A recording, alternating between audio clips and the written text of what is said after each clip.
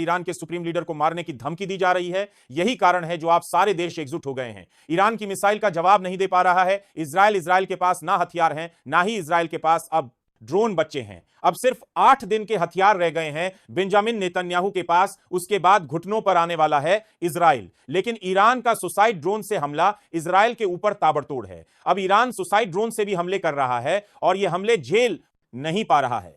Israel Iran के अस्पताल के हमले के बाद पूरी तरीके से बौखला गया है नेतन्याहू। लेकिन यह वही नेतन्याहू है जिसने खमुई के सारे अस्पतालों को राख बना दिया, वहां के मासूम बच्चे, डॉक्टर और आम लोग सबको मार दिया। और आज एक हमला क्या हो गया, इजराइल के अस्पताल पर तो अपना आपा खो बैठा है बेंजामिन नेतन्याहू। तब कहां गया था जब एक एक कर यह हमास के सारे अस्पताल उड़ा रहा था। इसीलिए ईरान ने कहा 2 साल पहले ईरान के अस्पताल पर इजराइल ने हमला किया था और वह वीडियो भी जारी किया है।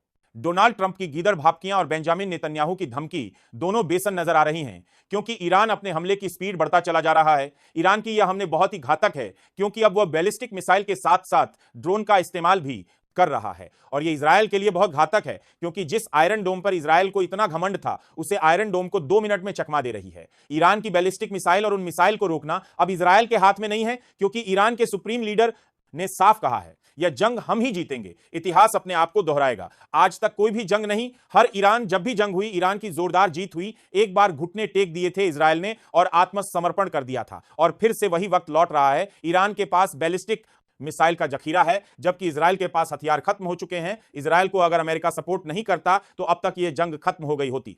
इजराइल हार चुका होता, लेकिन क्योंकि अमेरिका पीछे से मदद करता है। इजराइल की उधर नॉर्थ कोरिया के किम जोंग उनने साफ कहा है कि तेहरान को अकेला मत समझना, अगर तेहरान पर हमला किया तो फिर झेलने के लिए तैयार भी रहना। किम जोंग उनका यह बयान अमेरिका को सीधी चेतावनी है और अमेरिका को साफ साफ लफ्जों में समझाया है कि ईरान को अकेला समझने की गलती मत करना। उधर दूसरी तरफ ईरान के सपोर्ट में 3 और नए देश आ गए हैं। जर्मनी, फ्रांस और ब्रिटेन ईरान के सपोर्ट में आ गए हैं। उनका कहना है कि इजराइल की हमले बहुत ही निंदनीय थे।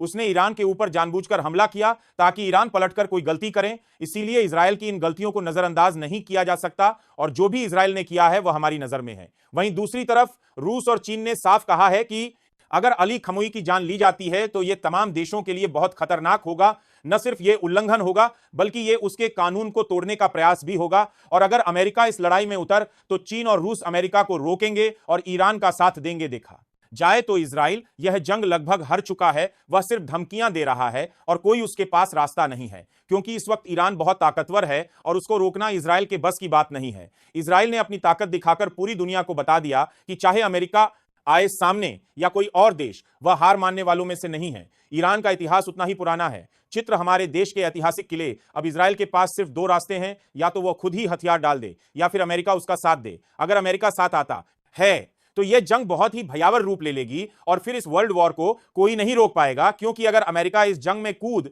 तो फिर चीन और रूस भी आएंगे और देखते ही देखते यह लड़ाई जंग में तब्दील हो जाएगी। ईरान ने तो साफ कहा है कि वह अपनी लड़ाई को जारी रखेगा, चाहे अमेरिका उसको धमकी दे या कोई और। वह जंग तभी बंद करेगा जब इजराइल को इसकी सजा मिल जाएगी और बेंजामिन नेतन्याहू का घमंड चकनाचूर हो जाएगा। जिन गाजा के मासूम लोगों को बेंजामिन नेतन्याहू ने बेरहमी से मारा है, इसका बदला अब ईरान ले रहा है। जो कल इजराइल कर रहा था वह आज ईरान इजराइल के साथ कर रहा है।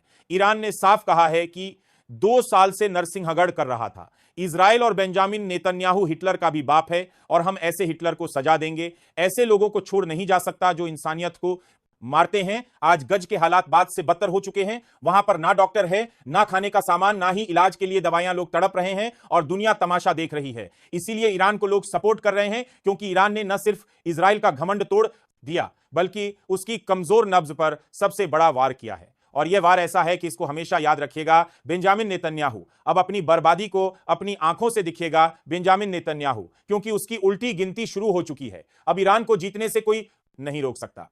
अब बर्बादी सामने दिखाई दे रही है उसको अपनी, और इसीलिए वह भगत फिर रहा है। कब हथियार डालेगा, कब इस जंग से भाग जाएगा, नेतन्याहू कोई नहीं जानता। फिलहाल हम एक कमेंट बॉक्स में जरूर बता दें आप किस देश, किस राज्य से हमारी खबर देख रहे हैं। और हां, अगर चैनल को सब्सक्राइब नहीं किया है तो कर लीजिए और ज्वाइन बटन दबाकर मेंबरशिप ले सकते हैं। धन्यवाद।